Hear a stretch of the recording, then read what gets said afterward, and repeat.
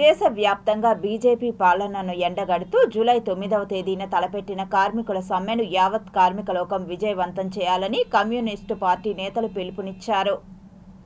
ప్రధానంగా మోడీ ప్రభుత్వం తీసుకొచ్చినటువంటి కార్మిక వ్యతిరేక చట్టాలు 40 కార్మిక చట్టాలను 4 కోడ్లుగా విభజించి మొత్తం కార్మిక చట్టాలను కాలరాసే విధంగా ప్రవర్తించినటువంటి మోడీ ప్రభుత్వానికి వ్యతిరేకంగా ఈ పోరాటం ఉంటుంది.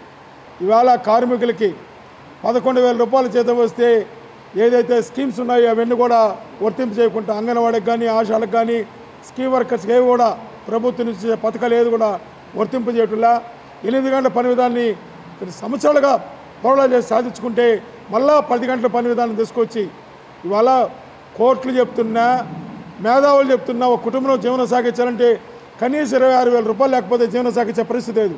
ఇవాళ నడిమిద్ద దళారీ వ్యవస్థను తీసుకొచ్చి కాంట్రాక్టుకి పట్టం కట్టే పద్ధతుల్లో ఇలా నడిమిద్ద దళాలు చేస్తున్నారు. మేము అప్పటి నుంచే కొట్లాడుతున్నాం. ఈరోజు భారతదేశంలో బీజేపీ ప్రభుత్వాన్ని ఈసారి అయినా ఇంటికి పంపించకపోతే కార్మికులు కానీ ప్రజలు కానీ ఎవ్వరు కూడా వాళ్ళు సంతోషంగా వాళ్ళ జీవనాన్ని కొనసాగించే పరిస్థితి లేదు. కాబట్టి మొత్తం భారతదేశ వ్యాప్తంగా కార్మికులందరూ సమ్మెలో పాల్గొబోతున్నారు. దాంట్లో భాగంగానే ఈ తిరుపతిలో కూడా కార్మికులందరూ పెద్ద ఎత్తున పాల్గొని ఈ బీజేపీ ప్రభుత్వం చేసే అక్రమాలని ఎండగట్టేలాగా కార్మికులందరూ కూడా ముందుకు రావాలని ఈ సందర్భంగా ఏఐటీసీగా మీకు విజ్ఞప్తి తెలియజేస్తా ఉన్నా.